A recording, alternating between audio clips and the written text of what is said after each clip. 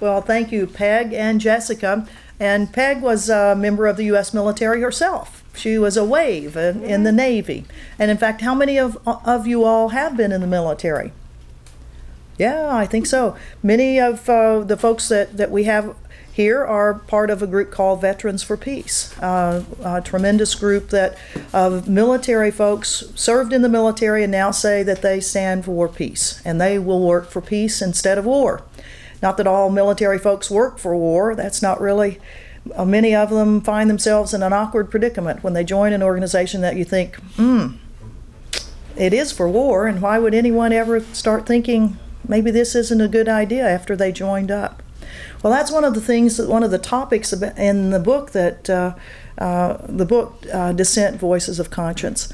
And I'm kind of an odd one to be writing that in a way, because my whole life has been working for the government. For 29 years I was in the U.S. military, 13 on active duty with the Army, 16 in the reserves, and then 16 years as a U.S. diplomat. I was signed as a diplomat in places like Nicaragua, Grenada, Somalia, Uzbekistan, Kyrgyzstan, Sierra Leone, Micronesia. I helped reopen the U.S. Embassy in Kabul, Afghanistan in December of 2001. And then my last posting was as a deputy ambassador in Mongolia. And it was there in Mongolia in March of 2003 that I became one of 3 U.S. diplomats who resigned in opposition to the war in Iraq. We were the only 3 in the federal government that resigned over that war. Although later on, as we now are approaching the 5th year, really the end of the 5th year of the war in Iraq, there have been other people that have retired early, some that have resigned, but their resignations haven't really gotten much publicity. But during this period, from really starting in after September 11th, 2001, after the United States, in response to the events of September 11th, went into Afghanistan. From that point on, we have seen a successive number of people who have been standing up to the government, to our government, and to other governments, saying that while we are all very concerned about our national security, and we want to make sure that we are protected, and that if people harm others, that they should be held accountable for that harm, that there are ways to do that that will not further jeopardize our national security. And that's really what this book, Dissent, Voices of Conscience, is all about. As I resigned from my position and left Mongolia in March of 2003 on a very cold day in Ulaanbaatar. It was 40 below zero. It's one of the coldest capitals in the world. And as I had, for months I'd been contemplating what to do. I mean, I knew that invading and occupying an oil-rich Arab Muslim country was that had not done anything to the United States, and despite the claims of the Bush administration that there were weapons of mass destruction that could harm us or our allies, it just didn't ring true to me. I mean, after Gulf War I, there had been 2 no-fly zones over the place. There had been a cordoning of the area, sanctions on it by the United Nations. We, the United States alone, flew over 400,000 sorties over that country. And we had intelligence agents that were on the UN inspectors teams that went in to dig around to see what was being done in terms of weapons of mass destruction. And they actually had come back at one stage saying there is nothing, and in fact Saddam Hussein's son had said, the program's over, we destroyed everything. But then the UN went back in 2002 and started looking around some more, and the United States was furnishing it all the coordinates of places to go look that hadn't been searched before. Well, all of this just didn't ring true to me. But I didn't have any more information about it really than you did. I, as a diplomat, a senior diplomat, was getting no specific intelligence saying this is really what's behind it all. We were just getting the same public relations stuff coming out of Washington as you all were getting through the newspapers. But it was when the decision was made forego getting the UN Security Council authorization to go to war, that the international community felt that the dangers to the whole world were so great that the UN was going to authorize a war, authorize the nations of the world to gang up on one nation that was causing security threats to the world. Well, when the Bush administration couldn't convince the UN Security Council, I thought, we really have no legal basis to go into to Iraq. There was no imminent threat, although they were certainly trying to play it up, and they were trying to say that we were going to have a preemptive strike just in case. But the UN Security Council didn't go for it, and it was, well, if they're not going to go for it, and undoubtedly behind the scenes they've been given lots of intelligence that they're not going to put forward, as we saw in that February 2003 briefing that Colin Powell gave. Well, with all of that, I said, I cannot be a part of this government, and I am going to have to resign. And it was a big deal to me. I mean, my whole life I'd been in the government, either in the military or the State Department. And fortunately, I didn't think about what you do after you resign. I mean, the decision to resign was so big. It was like, God, if I can figure this one out, that's all I can focus on. But then after I resigned, the very first comment back from the State Department was, thank you very much, where do we send your stuff? I was like, well, where does it go? And well, as I mentioned, it was 40 below zero, so the one thing I had on my mind at that point, I want to go someplace warm. So I ended up heading for Hawaii. And it was in Hawaii that over the next months, as I was kind of coming out of being a little bit shell-shocked here for the first time really in my life, I didn't have anything to do.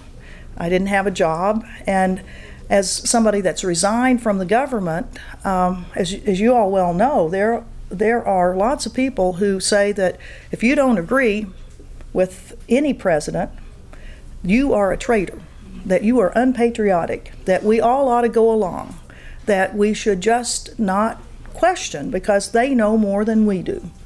Well, I was thinking, well, heck, I was supposed to know a lot. You know, I'd been in my colonel in the Army. I'd had access to information. I'd been a diplomat, but actually that was true. I didn't know anymore, but it turned out none of us did, and they didn't either, about weapons of mass destruction. But during this period, I was reading everything I could get my hands on about what was going on, and I started finding these little snippets of, well, this person has they've gone to jail because they didn't agree with a policy that they actually, for a military person, they went AWOL. They said that I'm not going to go back to Iraq. I was there for 2 months, 3 months, and they've told me I have to go back, and I'm not going to go back because I don't believe what we're doing there is right. And the statements of conscience that started appearing with these men and women who were saying, this war, we've been there, we've seen it, this war is not what you're being told in the newspapers. And then we started hearing other things from not the war in Iraq, but this war in Afghanistan, the one that I'd gone to. I'd been there in December of 2001 and reopened the U.S. Embassy that had been closed for 12 years. I volunteered to go, and because I felt that the United States did need to have some response to the events of 9/11. And to me, it seemed reasonably clear that Al-Qaeda and Osama bin Laden were the perpetrators of that. And while I will certainly acknowledge and give credit to many people who have been directly affected, their loved ones were killed during the events of 9/11, many of those people, and part of a group called the Peaceful Tomorrows, 9/11 for Peaceful Tomorrows, they say you should not have a military response, that there should be a better way to respond to events like this. Well, I was in the government, and I said, well, I think we probably need to be in Afghanistan, and as a State Department person, I volunteered to go to reopen that embassy in December of 2001, and was there and saw what was happening. And I mean, on one level, it was good. The people of Afghanistan, many of whom had been oppressed by the various events that were going on in that country for the long period of time of the Soviet invasion, and then the Soviets being kicked out after almost 10 years, and then the freedom fighters coming in fighting each other. And then as an outgrowth of the fights between the freedom fighters, this group called the Taliban arose to push out the Northern Alliance and other groups that had been raping, pillaging, and plundering through the cities of Afghanistan. So I was there and I thought, well, there's a lot of things that can be done here. I mean, these people have had such a tough life that the schools, the roads, the infrastructure, that's something America can help with. But it turned out we weren't really helping fully and forcefully with it. There was something else afoot, which ultimately turned out to be the war in Iraq. It was already starting to be ginned up. And we didn't know it at the time. It took years before people in government insiders started finally telling us what they knew about it. And Richard Clarke, one of the national security advisors, in his book Against All Enemies, really gives a pretty chilling tale of what had happened, and that indeed the war in Iraq was on the focus of the Bush administration. But we had other people that were starting to talk about things that, my goodness, it was awfully odd. You know, the American Taliban that was caught in Afghanistan, this American, Johnny Walker Lynn, that was some of the first images that we saw of Afghanistan, of this American kid that they showed on a board. You know, they were carrying him out kind of like on a stretcher. They barely covered him up. He was naked. He was half burned and all this. Well, lo and behold, about a year later, here was a Department of Justice lawyer in the ethics division that was putting something in Newsweek magazine saying, our Justice Department is lying to us, that they are trying to convict this kid of something that they're using evidence that they were told they could not use. They interrogated him as they pulled him out of one of the holes of one of the prisons where a lot of Taliban and others had been put into. And when the FBI and the justice people, along with the CIA and the Special Forces guys that were up in these areas, they called back to Washington and said, you won't believe this, but we've got an American kid that's up there, and we want to interrogate him and find out what he knows. And Jesselyn Raddick, this Department of Justice lawyer, said, yes, you can interrogate him, but we have to recognize that he is an American, has the right to a lawyer, and we have to assume that he would have asked for one. And anything that you use, you cannot use anything from an interrogation. We can't use that if it's determined that he needs to be prosecuted. Well, it turned out, I mean, do you remember that case? That was a fast one. John Ashcroft, our former Attorney General, was on that one faster than a flea on a dog. Here's our chance to convict somebody about 9/11. Here's an American. That ought to get them going. This American. And they started, the judge in the case had put out an order saying, we want justice to give the defense everything that is in their, in their files as a part of, discovery. Well, as it turned out, the emails that went back and forth from the office of the ethics department that Jesselyn Raddick was in, dozens of emails.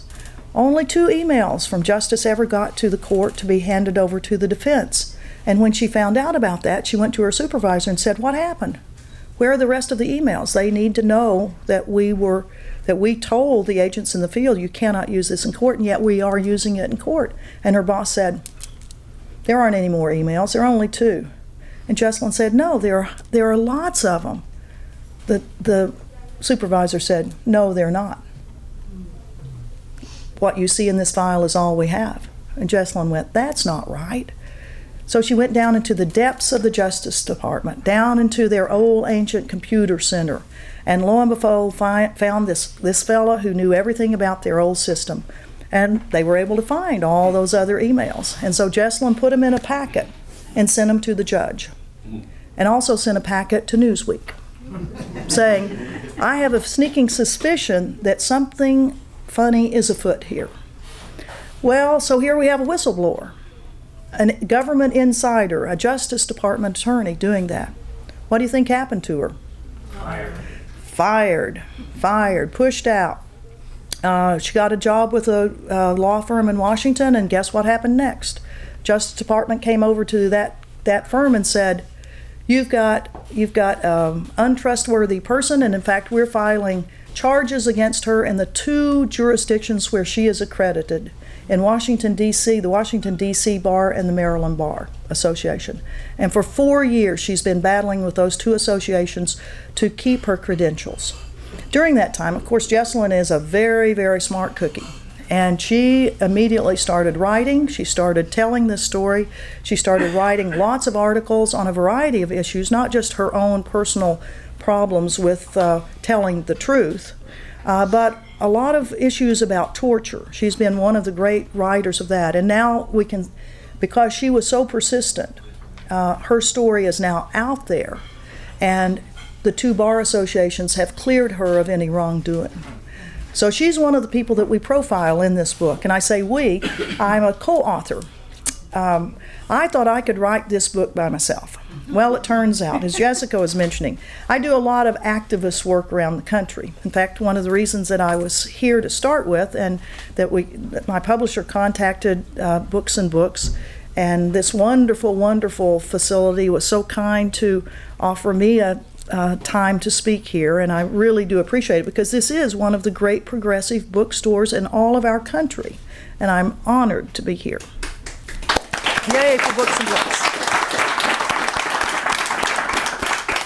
But I found that as I was trying to write from reams of materials, because it was not just Jessalyn's story, it was also the story of Bonatine Greenhouse, the Chief Army Corps of Engineer contracting officer from day one in the Iraq War, was telling Donald Rumsfeld, you cannot give sole source contracts of billions of dollars to Halliburton, KBR.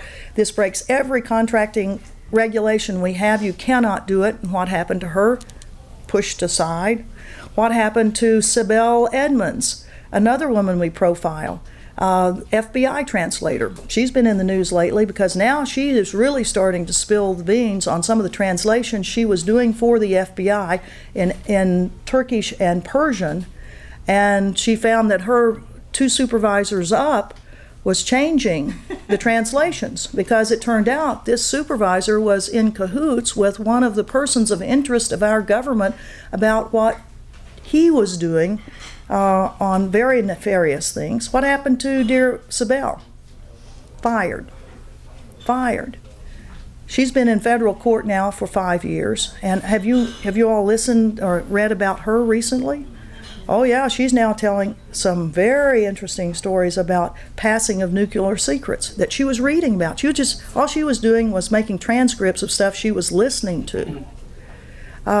All of these stacks of things that I was reading about and trying to compile, and I couldn't get it all done because I was all over the country protesting the war, protesting torture, protesting eavesdropping, going into the halls of Congress. And when, our congressmen and women don't ask the question, you're sitting there going, yeah, right, yeah, here's the censure. This is the question that's going to spill the beans for everything. And the question isn't asked.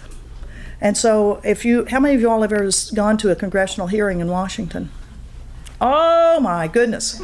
Well, we've got there's Nancy Mencius right back here of Code Pink Women for Peace, one of the great activist organizations that is in Congress all the time. I mean, we need to sign every one of them up, because it is our civic responsibility to go into those halls of Congress as citizens and see what those congressmen and women are doing with our tax money.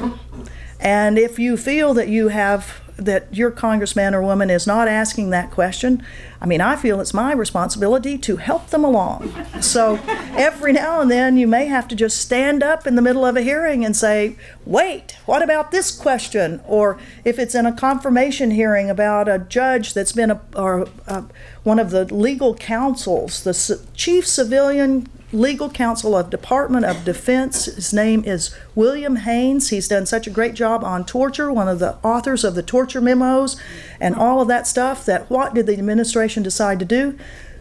nominate him for a lifetime position as a federal judge on the Fourth Circuit Court of Appeals. So when his nomination came up, I decided as an Army colonel retired, it was my responsibility to testify in Congress to say, he's not a good guy for that. He has torpedoed the rule of law, the torture. He's done all these things in the name of our military. I'm part of the military, and that should not happen, and he's undercut the morale of the military, and don't confirm him, please. Well, when you say that, sometimes you get escorted out, but depending on your passion and the length of your intervention, you may get arrested. So there have been several arrests that I have been through, and all of this to say that my book started falling further and further and further behind. So I needed a co-author. And in Hawaii, at the University of Hawaii, there's a wonderful peace studies program, and there was a graduate student there, Susan Dixon, who teaches a course called The Geography of Peace and War. And whenever I would be back in Hawaii, she was always kind enough to ask me if I would come and speak to her classes. So, and I always enjoyed them and found that she really was enlightening the kids so much. And so I asked her if she would be the co-author and write a couple of chapters in this book. So that's why I say when we do something, it's dear Susan Dixon, who I wish could be here. She put her PhD dissertation on hold for a year to help work with this book. So she's a great, great person, and I hope that, well, I know she will write many books in her career, and I hope that you follow her because she's really a fine, fine person. What are the other things that we have in this book, Dissent, Voices of Conscience? I mean, I've mentioned to you a couple of people in our own federal government, civilians. In other governments, the British government had more people that resigned over the Iraq War by 3 times than we had in our government that resigned. To include the former Foreign Secretary of the British government, Robin Cook, who was at the time the government's chief member of parliament. And he resigned over the war in Iraq. Do you all remember that? Yeah, good. Claire Short, their chief of the Secretary for Developmental Affairs of the aid programs all around the world that the British government has. She resigned, saying Tony Blair has lied to me, lied to us, the British government. Elizabeth Willemshurst, a diplomat who, like I, resigned in March of 2003. She was the deputy legal counsel of the whole Foreign and Commonwealth Office, FCO, the equivalent of the State Department. Except her letter of resignation was not made public. Mine and the resignation letters of the 2 other U.S. diplomats were made public. I mean, we made them public because we felt it was important, although none of the 3 of us knew each other. John Brady Kiesling was our political counselor in Greece. He was the first one to resign in an eloquent letter of resignation. John Brown was on a sabbatical at Georgetown University. He was in the public diplomacy field. He wrote his, and then I, out in the far reaches of the world, in Mongolia, we all independently came to our conclusions about what we could live with and what we couldn't live with. And so I sent my letter of resignation in publicly, but Elizabeth Willemshurst, as the #2 legal counsel of all of the UK diplomatic corps, hers was not made public until about a year later. And it turned out she resigned because she said that the war in Iraq, by her legal analysis, which is an official legal analysis for the British government, was that the war in Iraq was going to be a war of aggression. It was a war of choice, a war of aggression, and that is a war crime. And indeed, that's right, good for Elizabeth. There was another paragraph in her letter that didn't come out for another 6 months after the main letter came out, and that paragraph was that, and the Attorney General of the UK, Lord Goldsmith, agreed with our analysis at the Foreign Office until 7 days before the war started. that he had been co-opted, somehow, pressured by the Blair administration, saying, you have got to give us the illegal opinion that we want, or you're going to get canned.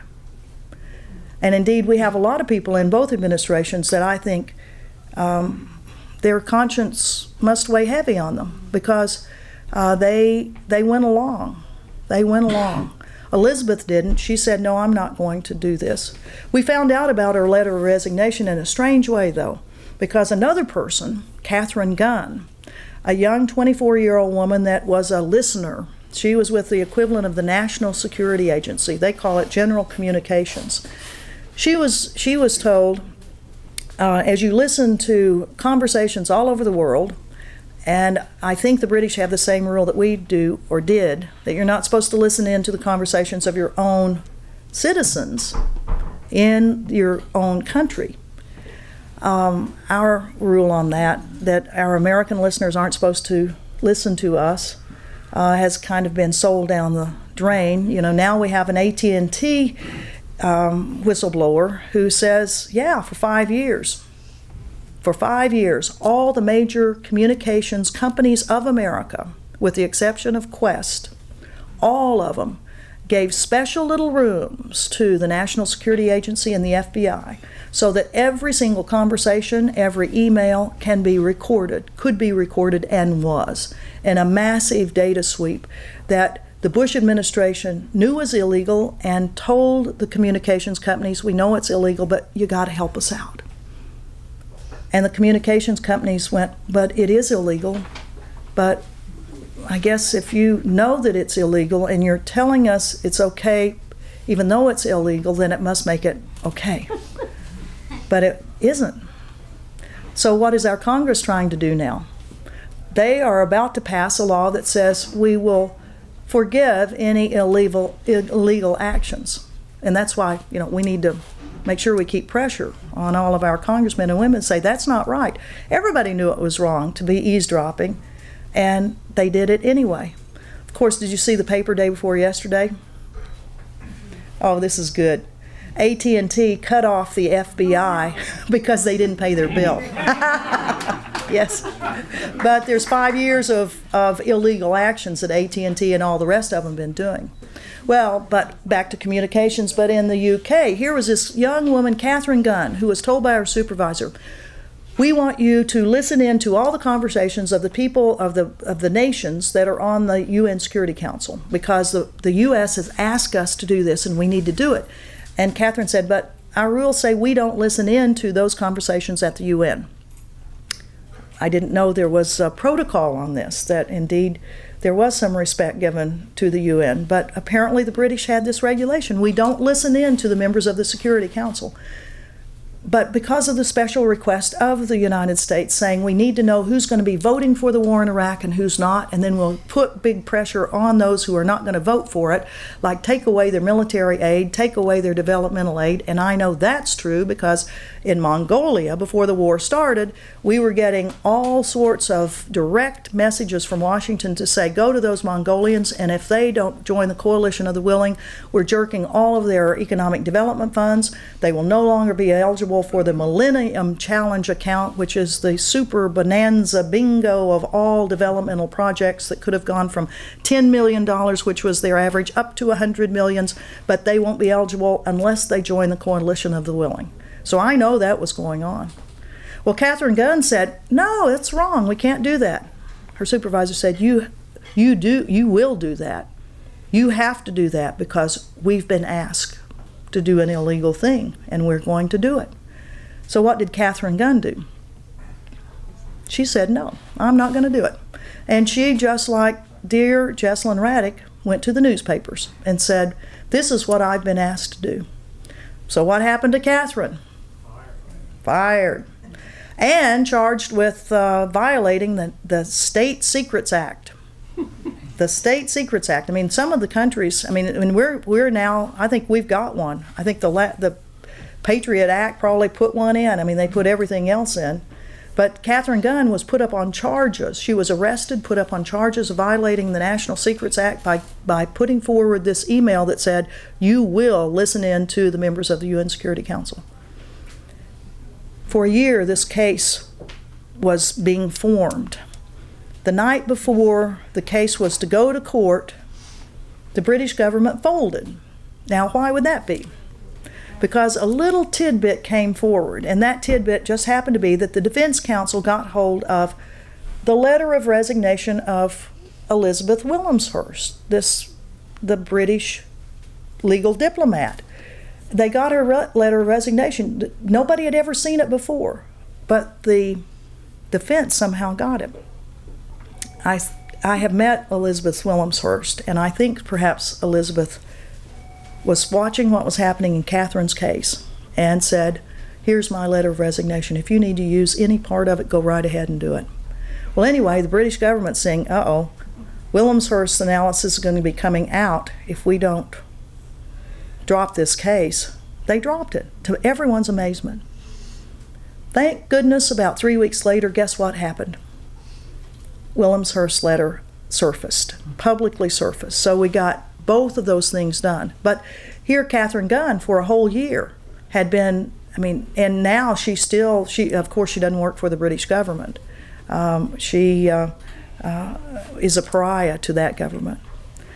So here we have British Americans. In the book, we also talk about a Danish major who was an intel analyst who was charged with analyzing the information that the Danish government had about weapons of mass destruction, and his analysis, based on all the NATO evidence that came into him, was there are no weapons of mass destruction and there should be no war fought on the allegation of weapons of mass destruction. And the Danish Prime Minister said, we're going to war anyway. Well, Frank Gravel, a dear fine person, not kin to Mike Gravel, presidential candidate, but Frank Gravel said that's not right. They knew there were no weapons. The analysis was there. So he made his analysis public. He spent 3 months in jail for that, violating the Official Secrets Act. In the United States, we have another category of people. Not only did we have whistleblowers and people that resign in the civilian side of our government, but in our military side of our government also. But now, can military people actually resign? Not really. Most of the time they can't resign. Very few resignations are accepted. Usually they're told if you can't handle the military, you just suck it up, wait your turn, you'll get through this somehow.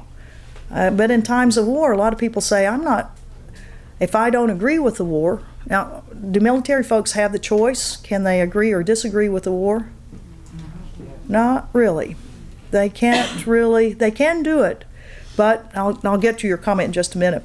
They can become a conscientious objector or try to. There aren't too many conscientious objector applications that are approved of, because what you essentially have to show is that you don't believe in any war, and that you have a whole history of peaceful nonviolence education and things like that. And very few people with that background usually join the military, but some do. But it's the conscience that sometimes comes forward with people that even though they've joined the military, then they say, now I really see what the military does, and I cannot do that. We have about, there have been, I think it's 25 men and women who have been court-martialed for saying, I have been to Iraq. Most of them have already been to Iraq once. They have come back and have been ordered to go again, and they say, no, I've seen it, I'm not going to go back. And in fact, you have one of them that lives right here in the Miami area, Camilo Mejia, who has, and in fact, I think I could credit Camilo for my book, because it was his statement of conscience that I read while he was in jail. After he was court-martialed, he went to jail for 9 months, and his website had on it his statement of conscience that just struck me so much that it was like, golly, how could these young people, he's maybe in his late 20s now, how could how could, I mean, they really are looking so clearly at what's going on. Camilo said in his statement of conscience, and what in this book you'll see that in a lot of cases we've written the statement of conscience that the people that are profiled, the 25 or so people that we've profiled, have written. And that was really what compelled me to put all this stuff together, because I think we all need to have something available that we can look at and go, wow, that was really important, what the feelings were of these people. Camilo said, he would not go back to Iraq after he came home on leave. He went AWOL for 5 months. He had witnessed a lot of abuses in the Abu Ghraib prison. He said in his statement of conscience, I realized that I was part of a war that I believe was immoral and criminal, a war of aggression, a war of imperial domination. I realized that acting upon my principles became incompatible with my role in the military, and that I decided I could not return to Iraq. I have not deserted the military or been disloyal to the women and men of the military. I have not been disloyal to my country. I have only been loyal to my principles. He served 9 months in prison and was given a bad conduct discharge. We've got, let's see, military resistors that are here that went to jail. We have, what other categories of resistors do we have? How about if you decide it's an illegal war, I'm not going to have anything to do with it, and I don't even feel like I have to go to jail for that. Where do you go? Canada. Well, I can't go to Canada anymore. I've been banned from Canada. But thank goodness at least the Canadians are allowing people to cross the border, although they are not giving them, those men and women of the military who go across the border in opposition to the war in Iraq, they are not being given a political asylum as they were during the Vietnam War. The Canadian government has changed its rules. They now have to apply for refugee status. And at this point, none of the, well, anywhere from 250 to 300 men and women that are in Canada have been given refugee status. In fact, 2 of the cases have gone all the way up to the Canadian Supreme Court, and they have ruled that the refugee program does not apply, even though Amnesty International is arguing that if they are returned to the United States, that they will face criminal action for their acts of conscience and possibly death, because they can be charged with desertion, and the ultimate penalty for desertion is death. So we thank Amnesty International for highlighting to the whole world that we have men and women of conscience in the United States who have chosen to go to Canada, and that they do need to have support, and that we do need to have pressure on the Canadian government to allow men and women to stay there. Now, ultimately, what will happen to them? After the Vietnam War, Jimmy Carter ultimately had an amnesty, so those who wanted to return to the United States could return without fear of prosecution. Although that hasn't worked all the time. We've had a case of a 60-year-old former Marine who was in Canada and came back into the United States and was picked up, and lo and behold, what happened when the Highway Patrol ran his name, it popped him up as a deserter from the Vietnam War. And he was imprisoned or detained for, I think, about 2 weeks, and finally the Marine Corps said, okay, we're not going to prosecute. So we have this category of people that are living in Canada, men and women, and I say women because we've had 4 women that have gone up to Canada. In fact, there's a woman that's up there right now with 3 of her kids. We've had other men and women who have taken their families up to Canada. And who do you think are the greatest, the people that are organizing the support for U.S. war resistors in Canada? It's our friends, our good friends from the Vietnam War, Americans who are now Canadian citizens who chose to stay in Canada because of that war in Vietnam. They now are many of the key people who help our current generation of war resistors that are in Canada.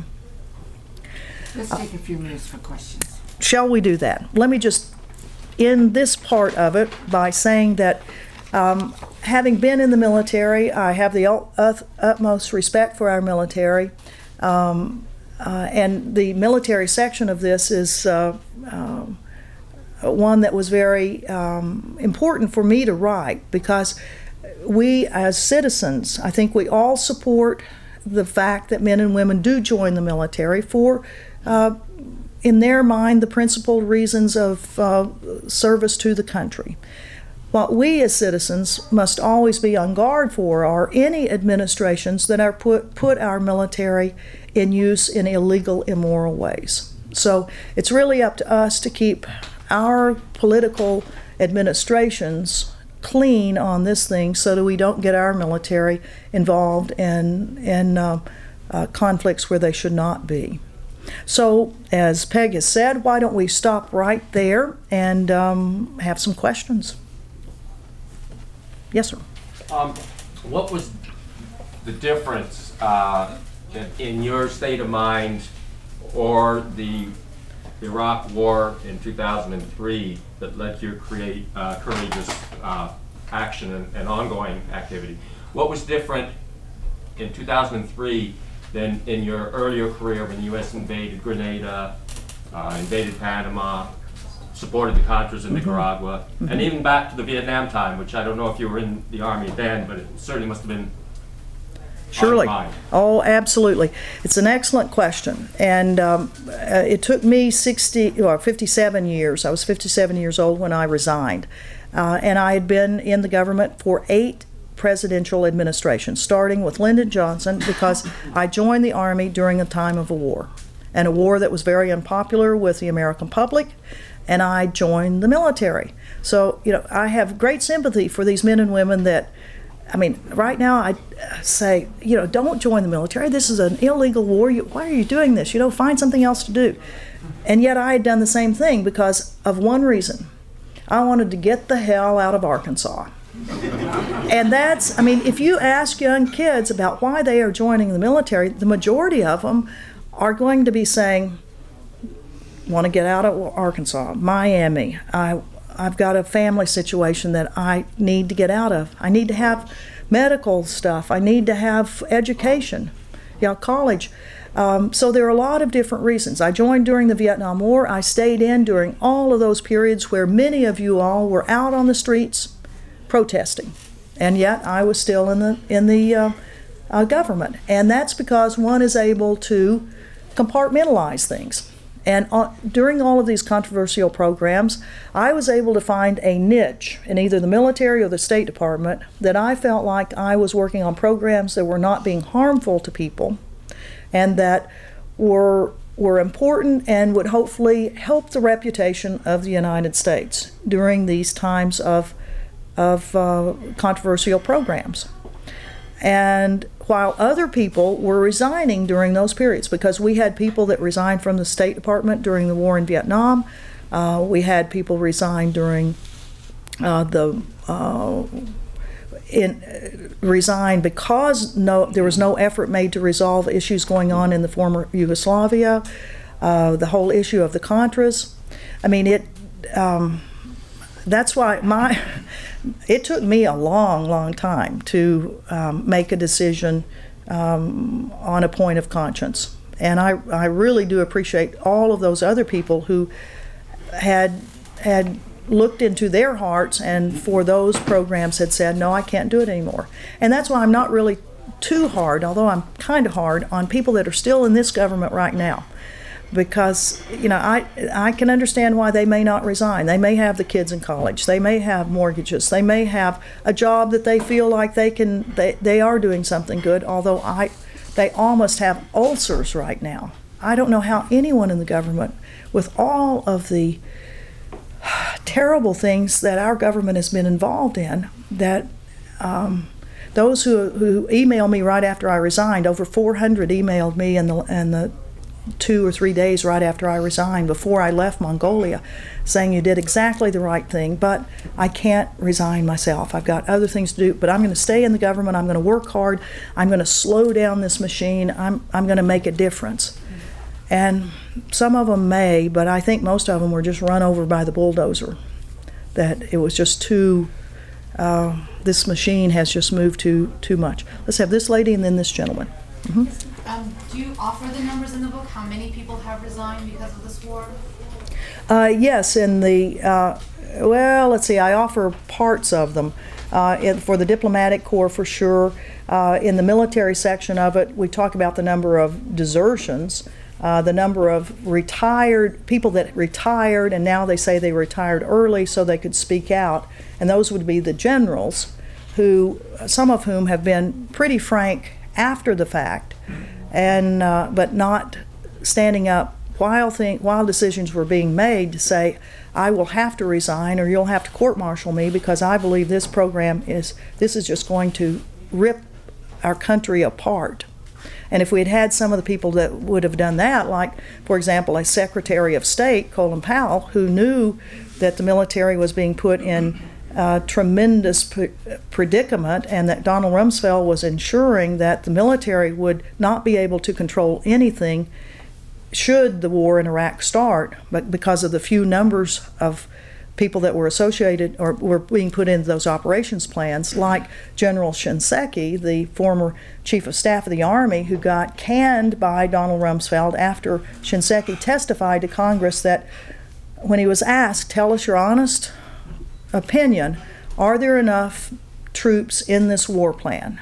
And Shinseki said, no, they're several 100,000 short to meet the obligations that the American government will have as an occupier of a country. And he got canned for it. So no, I don't have like a... Are they mostly women though? I'm sorry, I'm following up. Well, it is interesting. There are a lot of women who have stood up during this on the civilian side of the government. There have been more men in the military because statistically there are more, and I would say on the civilian side of government there are more women, although that may not have anything to do with it. I think it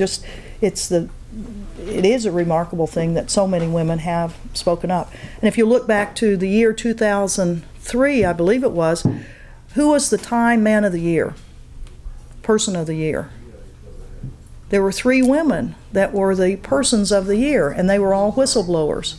There was Colleen Rowley, the FBI agent, who told in a 13-page letter to the FBI Director Mueller that you guys in Washington blew it for us, the field offices, because we were tracking all of these guys that were going to flight schools, and we wanted to have a search warrant for one of them that turned out to be one of the 9/11 attackers. She was one of them, and then there were 2 corporate whistleblowers.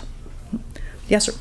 Basically, 2 parts to my question. The first part is there a significant difference, and I'm under the impression there is, between the treatment of an officer when they resign as opposed to an enlisted man? I don't believe an enlisted man can resign, but I believe an officer has some capacity. Well, certainly there is a very different standard for the treatment of the officers versus the enlisted. Well, on all levels, whether you talk about the opportunity to resign, the opportunity, or who gets convicted for things like Abu Ghraib abuses. We just had in the paper today the one commissioned officer, Lieutenant Colonel Jordan, military intelligence officer, that was was the person whose intelligence officers supposedly were giving the orders to the military police to rough up, torture people in Abu Ghraib. He has now been cleared. So there are no commissioned officers that have suffered directly because of that. You could say that Brigadier General Janice Karpinski, who was demoted to colonel, she was over 17 prisons in Iraq, including Abu Ghraib, and she says that she did not know what was going on there, that parts of the prisons were essentially off limits to her, I know her personally, and I've told her I don't think that's a good enough excuse. But it wasn't that she was demoted over.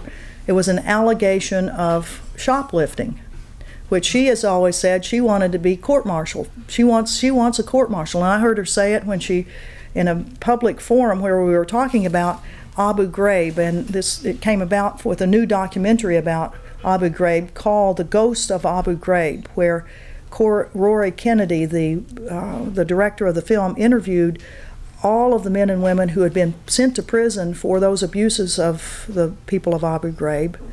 Janice Karpinski was interviewed also. What happened after the movie was shown, Senator Lindsey Graham of South Carolina was brought in as a panelist, and he actually hadn't been there through the whole showing of the movie and didn't realize that Janice Karpinski was in the audience and had been introduced earlier. And he started in on his thing about there was no torture, that the American public agreed with whatever went on there. I mean, it was the most astounding thing, and that anything that went wrong, it was because of that General Karpinski. Well, the whole audience went, ooh, wonder what's going to happen here. Well, it did happen. All of a sudden, Janice Karpinski got up in the audience, and she just, in a very general-like voice, said, "I am Janice Karpinski, and what you are saying is totally wrong, Senator. You are condoning torture. Torture was going on there. The U.S. military and other agencies were torturing people, and I want to tell my story in a day of court." And he had said something like she should have been court-martialed for what she did. I mean, really, yeah. And she said, and I wanted to be court-martialed. I wanted to be court-martialed because I wanted to be in a court and to be able to say officially what Donald Rumsfeld was doing and what, went down the litany of it. But as it turned out, she was not punished for anything associated with the prison, but it was on something totally different, which she maintained she wasn't a shoplifter, and I believe her on that. Yes. In this very room, Scott Ritter was discussing his book about the failure of the anti-war movement, and without pulling any punches, he said we failed. The war's still going on, torture still goes on, the policies still exist, and that has left me baffled and frustrated and angry, because I think a lot of us have put in a lot of work, a lot of effort. You gave up your career for it. Can you make some comments on that? Sure, yeah. Give us some guidance on where to go from here? Well, listen, when Scott came out first with his article and then his book, needless to say, I had a few comments to Scott. Scott Ritter is a former Marine who was for many, many years on the UN's inspector team in Iraq, and is one of the authorities on weapons of mass destruction and what's there. And I respect him very, very much for that, and his analysis of Iran. I think it's important to read his analysis and people like Cy Hirsch and try to put them all together. But as I mentioned to Scott, I said, listen, if you read what he wrote, what he wants to do is have a general in charge of the peace movement. And while as a military person,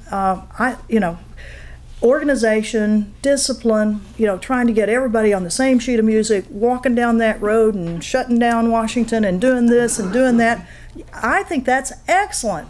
And right after I joined up with various groups, I was myself thinking, why aren't we more organized? Why isn't everybody on the same sheet of music? But the longer you're in these social justice movements, and that's what I think the Stop the War movement is, it's a social justice issue. And with all of these issues, there are lots of organizations and individuals that are coming at it from very different points of view. And while the ultimate goal is the same, the way you go about it differs from organization to organization. And while we would love, if we were the old Russia or China, where you could say, by golly, get in line and do it this way and do it that way, it doesn't happen that way. There are a lot of groups that have got their way of doing things, and sometimes they'll move to work as a larger coalition, and then other times they don't.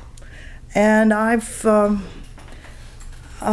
don't think it is the fault of the organizations that have been trying to stop the war that it isn't stopped. I think the reason it continues is because not enough people have joined those organizations and have worked for it.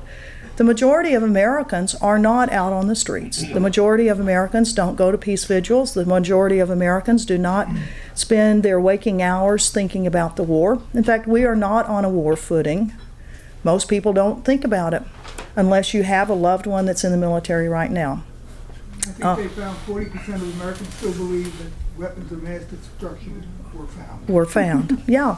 I think the administration has done a remarkable job of buffaloing the American people. So I will disagree with Scott that we have not failed. We have, the ultimate success is the success for all the people of America.